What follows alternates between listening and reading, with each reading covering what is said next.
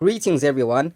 In this video I'll be talking about what exactly is an out-of-body experience and why does it occur. I will also be discussing about what exactly is a sleep paralysis, the different types of sleep paralysis, why does it occur, and how to avoid it. And lastly I'll be speaking about astral projection, on how do you astral project, what happens when you leave your body, places you can go and not go, and the pros and cons of it. So I'll be giving details of each topic from my own personal experience. So what exactly is an out-of-body experience or an OBE? An OBE is when you leave your body unwillingly. So just imagine yourself going to bed and falling asleep. When you wake up from your sleep, you're not in your body, but you wake up outside of your body, meaning you're in your astral form. And when this type of event usually occurs, you're most likely to be in your bedroom. So what you have to do is enter your body at a 90-degree angle, or just imagine yourself going inside of your body. Then from then you'll get sucked into your body like a vacuum. Now the very first time I had an out-of-body experience was when I was 12 years old, and this happened due to my morning routine. So during my school days I never used to eat breakfast. I would just simply wake up, bath, brush my teeth, pack my bags and go to school. I would only eat during break time, after school, and in the evening. So one day our school was having a sports day event, so we walked from school to Best Valley, since the school I was at that time never had a field. So once we finally arrived at Best Valley, me and my homies vied by the play area and were playing disky and shit. So hey, you know what I'm saying, so I'm doing my thing, hey, I'm dribbling everyone, shepherding everyone with the Ishibobo, I'm scoring goals, you know what I'm saying, cause hey, I'm the best player in the world, how about that? I also want y'all to keep in mind that on this day it was very hot, like, yeah, there was no clouds over there, the sun was blasting. So as I was resting from playing disky, like, I wasn't chilling by the shade, like, under the tree. I was chilling, like, by the floor where the sun is at, you know what I'm saying? So I never got any shade at all. I was just under the sun, like, for hours, and drinking water. I never ate breakfast at all. So I want y'all to keep that in mind. So after everything was done, then we left Best Valley, we vibe back to school.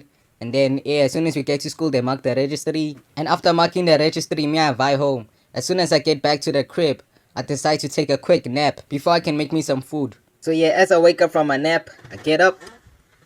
Now I'm walking towards the kitchen to make me some food. I'm walking, you know what I'm saying? I see mom's over here. I'm like, yo, what's up, mom? What's cracking? How was work? But I see mom's ain't responding. I'm like, yo, moms, how was work? And at that time, she was watching like the Nolene show. Y'all remember the Nolene show? Yeah, it was something like that. But she still ignored me. So as I tried to go and touch mom's, I see I ain't got no fucking hands. I'm like, yo, what the fuck? Where my hands at? Like, what the fuck going on? Like, shit. I'm invisible and visible at the same time. I'm like, what the fuck? Did I die? What's cracking? So then I go back to the bedroom, you know what I'm saying? Yeah, I'm going back to the bedroom, you know what I'm saying? And then I see myself here on the bed. I'm like, what the fuck? Am I fucking dead? What the fuck just happened? Oh shit. And as I'm in my astral form, I'm no more the size I was when I was in my physical body. Because when I was in my physical body, I was like 4 foot something. Keep in mind I was 12 years old, you know what I'm saying? So yeah, I was like 4 foot something, and then in my astral form, I'm like motherfucking, 8 foot, you know what I'm saying? So I'm like, how the fuck did I fit in this fucking small body? Like, I was this fucking small, you know what I'm saying? I was a small ass nigga, like, in my astral form, I was huge as fuck. I'm like, what the fuck? And then from then I started crying, like, no, I can't fucking die now. I'm like, I'm still a fucking virgin, yo, shit, what the fuck, no.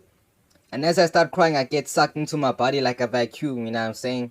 I got sucked in like, shh, like, shh, in my body. Hey, I don't know if I make sense, but yeah, it was like, shh.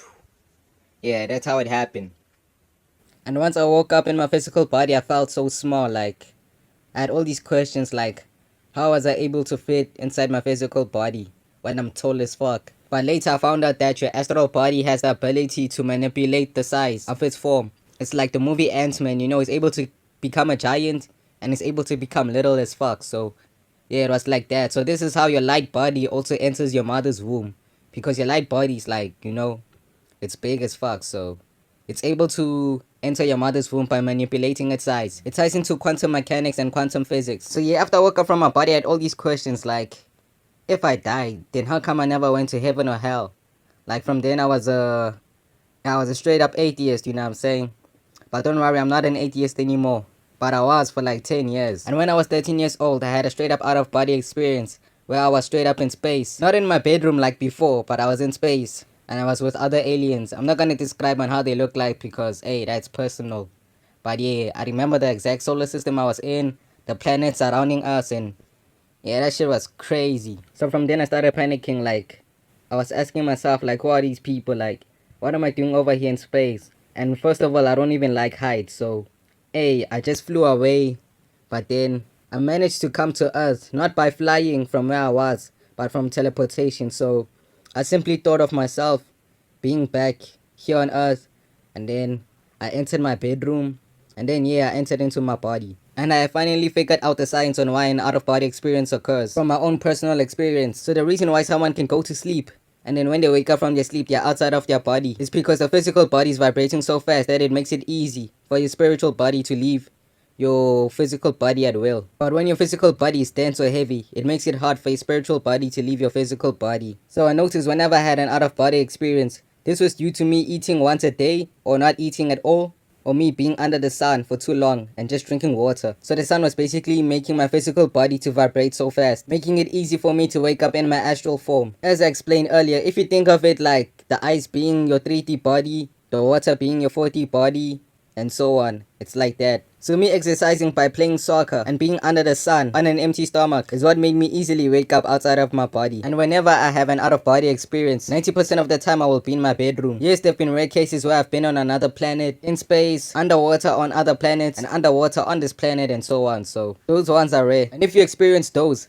don't panic. Just use your silver cord as a GPS to get back to your body. And throughout my whole OBE experiences, I've never once had a demonic experience because I've noticed whenever you have an out-of-body experience, your higher self makes sure that you become consciously aware of who you are in the higher astral planes as opposed to astral projection, but I will get to that later. Now, sleep paralysis is a state you enter when you are paralyzed in your sleep because you are stuck in the third and fourth dimension at the same time. The reasons why sleep paralysis occurs is not because you are being spiritually attacked or demons are attacking you. It's simply because your physical body is vibrating fast, which makes it easy for your spiritual body to leave your physical body. So the ice cube, which has water dripping from it, is symbolic of a spirit being stuck, trying to leave your physical body. So when you have sleep paralysis, you are stuck in two dimensions at once, meaning that you'll be able to interact with people who live on the fourth and third dimension simultaneously, and they may be either good or bad. Now there is 3 types of sleep paralysis that I have experienced. The first one is the most common one, which is known as demon sleep paralysis, which is when you encounter a demonic entity in your bedroom when you're stuck between those two planes. And majority of the time,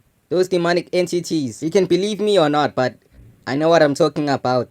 Those are your relatives. 90% of them, of course, not all of them, but majority of them are your relatives for real that passed away. So since y'all share the same blood, and the spirit is in the blood, it's like a magnet particle which can allow them to inhabit your physical body. So what they want to do is actually possess your body since y'all have the same DNA. I mean the same blood. But when they try to do it, your adrenal glands release certain substances, and then your plasma, which is electricity, fights against that demonic entity from possessing your physical body. So this is how you're able to not be possessed during sleep paralysis. And me personally, since a youngin', I've had like over 50 sleep paralysis, if not more. And out of all of those experiences, I've never once experienced a demonic entity sitting on my chest. A lot of y'all may not believe me, but it's true. If I experience a demonic entity, it will either be whispering in my ear, just talking a weird language. Yeah, that's the closest thing. But not on my chest, that has never happened. And the one who usually whispers in my ear, it's like she's a witch. And she's dusty, like, I don't know how to explain it, like, she's made up of sand. The second type of sleep paralysis is normal sleep paralysis. This is when you experience sleep paralysis, but there is no one scary in your bedroom. It's just, there's no one, like, you can't feel any negative energy or evil energy or positive energy. It's just like, you experience sleep paralysis, you're stuck, and then you just shake your legs and then you go back inside your body. Like, that's all. There's no one in the room. There's nothing spooky going on. And personally, when I experience sleep paralysis, this is the most common one. Like 90% of my sleep paralysis is the normal sleep paralysis. Sometimes you may also feel the vibrations of the people you live with. So you experience sleep paralysis, right? And then let's say your moms or your pops or whoever lives with you in the house, you can feel their energy. That is all. So yeah, that's the normal sleep paralysis. And lastly, the third sleep paralysis is what I call the angel sleep paralysis. So this is basically when you experience sleep paralysis, but you feel a positive, loving energy. Like this energy is so good, like it's so positive, so righteous. And you're able to see an angel or angels in your bedroom. And they look like pure light beings. And no, they're not demons in disguise, because if they were, you can feel their energy. Anyone who has astral projected or has left their body, they can tell you if someone is evil. You will know, like, you can't be deceived over there, like, you tough. And if someone is good or righteous, you will know, you feel their energy. It's not like here with the physical body, you can meet someone, yeah, you can have a conversation, they can fake smile to you, you think that they fuck with you, but the whole time they have evil intentions, but you don't know. But in the fourth dimension, it's not like that. If someone is bad, like, you can see their intentions already. You can't be deceived. Like, the energy that those angels emit is real. It can't be fake. Like, energy can't be faked at all. So the questions that I have is like, out of all the sleep paralysis people have experienced, like, is every sleep paralysis they've experienced bad? Because if that's the case, then something is wrong then. Like, out of all the sleep paralysis you have experienced, all of them are bad. Like, I'm shocked. And then the other types of sleep paralysis is when you're about to go to sleep, before you can fall asleep, you experience sleep paralysis. And then the other one is before you're about to wake up from your sleep, you experience sleep paralysis. Now, when you know you're about to experience sleep paralysis, what I suggest you do is you either shake your hands or shake your toes. Wiggle your toes. Now, astral projection is a process when you leave your body. Unlike an out-of-body experience, this is intentional, and it is done by slowing down your brain waves into delta waves. And then once you're at this state, you'll feel your astral body. Then to avoid sleep paralysis at this stage, then you should slowly float out of your body. Or you can leave your body at a 90-degree angle. And then when you enter your body from astral traveling, you should float back inside of your body. Because when I was a rookie, I used to enter my body facing the front side. Whenever this happened, when I entered my body, I felt like I couldn't breathe. Like I felt the sun was falling inside of my physical body. Like I was about to explode. You should only enter your body from the front side if you're sleeping facing your back side. And you should enter your body at the back side if you're sleeping facing the front side. And it is not a coincidence that Undertaker is known as the dead man walking. And then when he rises up, look, he rises up at a 90-degree angle, like how you do in astral projection. So he probably knows what's going on. So when you astral project, you're literally a dead man walking. And the reason why you have to enter or exit your body at a 90-degree angle is because it symbolizes resurrection. When we evolved from the genus Homo, we were referred to as, listen, Homo erectus, because we walked up straight at a 90-degree angle. And this is why they say Masons are walking like dogs, because they are walking at a 30-degree angle, just like an animal. And when the penis is dead or soft and becomes alive, we call it an erection, as in resurrection, because our penis raises up at a 90-degree angle, forming the letter L. That is why you'll see the god man grabbing his manhood, and the other hand forms the letter L, which is the right angle, or what people call holding up your square. And when a tower is finally built, and it is about to be raised up, what do we say? The tower is about to be erected, and it comes up at a 90-degree angle. So yeah, the symbolism is everywhere. And for someone like me who has been astral projecting for a long time, I now understand why people say astral projection is demonic. But in reality, it is not. Because the first time I had an out-of-body experience, I was young. So the reason why I never encountered any demons was because, you know, when you're still young, you're still pure, you're still innocent. I'm not saying I was innocent back then because, hey, I'm a hood nigga, I did some fucked up shit, you know what I'm saying? But not like evil shit, just like, you know, minor shit. Like throughout my astral travels and out-of-body experience, the only time I started to encounter demons was when I started to get older. Cause you know, the older you get and the type of friends you chill with, they can influence you to do like, you know, fucked up shit. Whether it be smoking or drinking or partying and stuff like that. Because now that I think back, when I was younger, my astral travels were fun. You know what I'm saying? Meeting new people, learning, fucking doing superhero shit.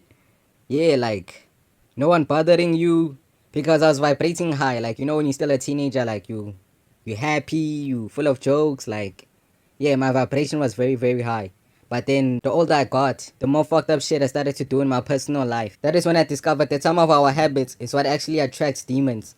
And I'm gonna go through all of them. Like the first one is alcohol. When you drink alcohol, it's obvious. Like, you're just opening yourself up to be possessed by demons. Number 2, smoking. When you smoke, it's obvious. You destroy your physical body, especially your lungs. And whenever something enters your bloodstream, where the spirit is located at, of course it's gonna affect your spiritual body. Like, it's not rocket science. And then having multiple sexual partners.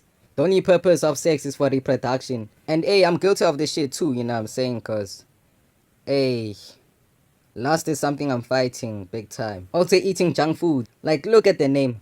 Junk food. What is junk? Junk is trash, it's garbage. So if this food enters your bloodstream and is interacting with your spiritual body, it will affect your spiritual body. Junk food literally makes your spirit to smell like junk. And lastly, the things you watch is what can make you encounter demons on an astral plane. Like number 1 is porn. Like me, whenever I used to watch porn, if I had an out-of-body experience, that experience would be terrible, you know what I'm saying? Because I personally invited those demons. When you watch porn, isn't it explained that your eyes are a doorway to your soul, or a portal to your soul? So when you're watching porn, believe me or not, but majority of these porn stars are what you would call like real life succubuses. So when you're masturbating to these women who are spirits, a part of the marine kingdom, you're actually having sex with those beings. Then now you become spiritually attached to these entities. And also when you watch horror movies, like these people that they put in horror movies, like they exist, they for real. That is why in the beginning of the movie they will say that this is based on a true story. So when you watch horror movies, once you see how those beings really look like, since your eyes are portals, then those beings can enter your life by you literally watching them. And then people wonder why when they experience astral projection, they have negative experiences. Me, I have experienced sleep paralysis, astral projection, and an out-of-body experience when I was young, when I was still pure. No one was bothering me because my vibrations were very, very high. But once I started interacting in things like smoking or watching porn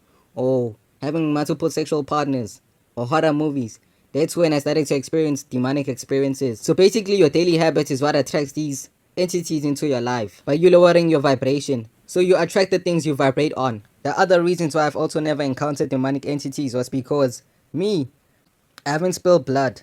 Unlike most of my homies that I know. Like when they go back home, they have to slaughter goats, cows, yeah, that whole nine. But me, I grew up in a straight up Christian household. I've never killed an animal in my entire life, so I don't have like any astral imprint on my body. Like I'm clean. But some people have an astral imprint on their body due to spilling blood. So this is why I understand why people say astral projection is demonic. I mean, just imagine your first sleep paralysis or OBE or astral projection. It's negative. Yeah, of course it's gonna be fucked up for you because that was your first experience. I mean, there's people who are 50 years old or if not older that haven't experienced sleep paralysis. Like to me, that is scary. Like if I had to be 50 years old, like my whole life, it was normal. I haven't left my body for shit. Like I don't know anything about the spiritual world. And then I experienced sleep paralysis. And not only do I experience a sleep paralysis, but it is a demonic one. Yo, like I'm finna go crazy, like, what the fuck is going on? So that's why I don't get mad at the people who are saying astral projection is demonic, because, hey, some of them experienced this shit, like, when they were,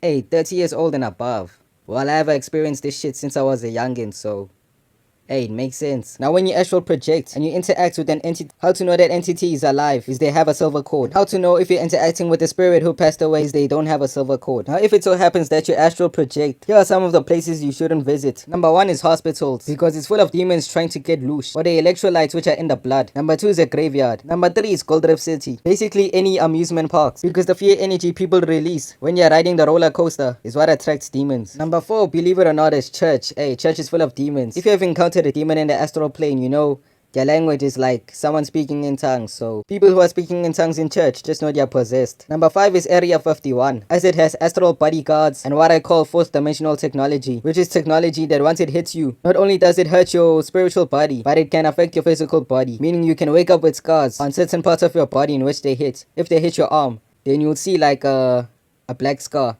Now the pros of astral projection is you can learn a lot of information which is not in the internet, and you can travel anywhere and meet your family members, the ones who vibrate high of course, and get to know the nature of yourself. And the cons about it is getting too much knowledge. Yeah, knowing too much can ruin your everyday life, like interacting with people. I don't want to say people are stupid, but hey, yeah, a lot of people are primitive. And the other cons about it is interacting with demons, because what these beings can do is basically create a portal for you to enter a pocket dimension. And how you know a portal is about to open is you will feel like wind is flowing. Yeah, that's how you know a portal is about to open. So as they open this portal to this pocket dimension, some of these dimensions don't have an entrance or an exit, and a lot of people don't know how to open portals. But since I've been doing this thing for a long time, I know how to open portals. So like, let's say they trap you inside a pocket dimension which they created. If you don't know the resonant frequency of the earth, I think it's like 7 point something, I forgot, 7 point something hertz. But yeah, if you don't know the right hertz of the earth, you won't be able to open a portal which matches the frequency of the earth and escape that dimension. So that is one thing I worry about, like people who want to astral travel. Like if you want to astral project, first of all you must be mentally strong. Like me, I'm being real, I don't want to sound discouraging and shit, because I know humans have weak minds, and you might meet people out there who are like, yeah, they can traumatize you forever, like they can ruin your fucking life. That's what I'm worried about. I'm not like these niggas who are like, go astral project, bro, like without giving you any warnings and consequences of it. Yeah, it is fun, but hey, you need to know what you're doing. And the scary looking demons in the astral plane is not the ones you should be afraid of. It is the ones that look humanoid that you should be afraid of, because those are the strong ones. Although they don't look scary, but the evil which is emanating from them, it's like, it's abnormal. Like, why would someone be so evil? Like, being in your presence alone, I won't say it's scary, but it's disgusting with the evil that they emit. And lastly, if you astral project, when you interact with an angel or a noble spiritual being, if you ever emit fear, you know the angels will disappear. Hey, it's funny, like, they'll go away, because when you emit fear in the astral plane, you release an etheric substance that causes your etheric body to stink. And this stench is like that of a homeless person, but 10 times worse. And this stench is what attracts demons. So that state of fear is what turns you into the equivalent of a rotten apple. And the rotten apple spoils the bunch. That is why the angels don't want to be near you when you have fear. Because first of all, they can't stand that smell. And that stench might affect them in a negative way, like a rotten apple. And if you've heard anything about hell, they will tell you that it smells very, very bad. Like they say, it smells terrible. And that hell is also very, very dirty and disgusting. Fear does not only cause your spiritual body to smell bad, but it can also cause your physical body to smell bad too. Because one time one of the niggas were like, yo, Emma James, can you please couple me to the sponsor shop and shit? So we all vibe to the sponsor shop with this nigga, ne? Yeah, as soon as we get to the sponsor shop, the nigga takes the item of which we think he wants to buy. And as soon as he gets to the counter, he runs out of the sponsor shop. So now I'm shocked, because I'm like, what the fuck? What's going on? So this Pakistan nigga is angry, comes out of the counter. So I decided to run and leave the sponsor shop. So yeah, as I'm running out of the sponsor shop, I look back. I see he's also coming out of the sponsor shop and he's running. And then as I look towards his hand, I see he has a gun. So I'm like, yo, I'm shouting, Emma James, he has a gun, he has a gun. So hey, we're running. And then when I see him aiming the gun at us, now I'm running sideways to make sure I don't get shot. Like, on that day I experienced real fear. Like, I thought I was gonna die. Like, have you ever experienced like fear? Yeah, that was the type of fear that I felt. So yeah, as soon as we get back to the hood, like my shirt is wet. Not wet, but it's like wet by the armpit side, because I was so nervous. Like, and even when I removed my shirt was smelling bad. So that goes to show you that fear can make you smell bad. Like the devil likes filthiness or dirtiness. This is why they say cleanliness is next to godliness. So that cleanliness symbolizes love and peace, and dirtiness symbolizes fear and chaos. So you should already know that most of these gods are evil extraterrestrials. If they say, fear me, tremble at the sound of my name, because they know whenever you emit fear, the angels won't be able to interact with you. That is why if you astral travel in the hood like Hillbro, see a lot of demons, because they are attracted to that dirtiness. As you can see, Hillbro is dirty. It's full of brothels and strip clubs such as Summit Club and Cheeky Tigers, and it is also full of liquor stores and junk food. And not just Hillbro, but other hoods which are dirty, like Town, Maboneng, Braamfontein, Parktown, Berea, Yeoville, Bellevue. I can go on, and worldwide. Like, the hood, I love the hood because I'm from the hood, but hey, truth must be told. Like, hey, if you don't clean shit up, yeah, it's just gonna be full of demons. So hey, remember, cleanliness is next to godliness. Be clean.